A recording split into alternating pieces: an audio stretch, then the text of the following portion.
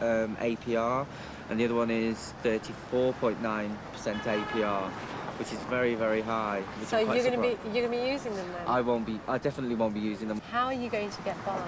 What I personally need to do is probably budget a little bit more. If I need something, then save. Credit is going to get more expensive. It's going to cost more for people to borrow. And that's going to mean that for people who have already borrowed a significant amount of money, probably already close to having overextended themselves to the point where they can't afford to meet their commitments, those people, a lot of them will be pushed over the edge. Which is exactly what Lisa Bennett is facing. Having borrowed 4.5 times her salary to buy her flat, Lisa became ill and was unable to work. Seriously strapped for cash and needing to pay her mortgage and bills, Lisa has gone from one card to another.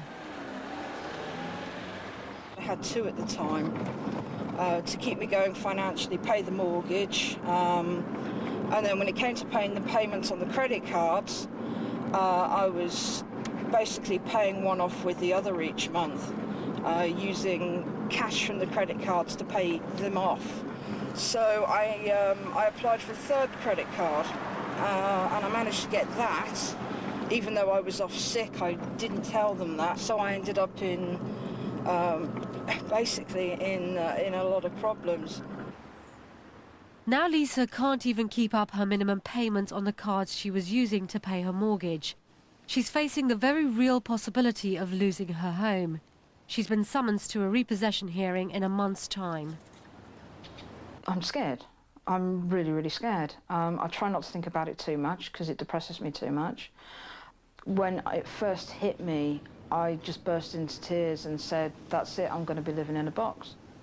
I'm close to losing everything, and I just don't know what to do. I really don't know what to do.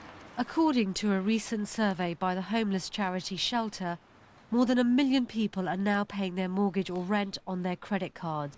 People have become so desperate that they have borrowed at multiples of 4, 5, 6 times their income, sometimes borrowing more than the value of their homes, and they're just not going to be able to sustain this, particularly if the economy slows down and interest rates remain high, and they're forced into using their credit cards. So they...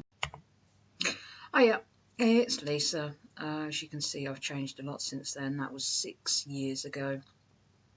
Since then, yeah, I was bankrupted. I did lose my flat. I'm now in a council flat, which I love to bits. I've got no debt, no credit cards, no loans. My bankruptcy is up this year, which I'm really looking forward to.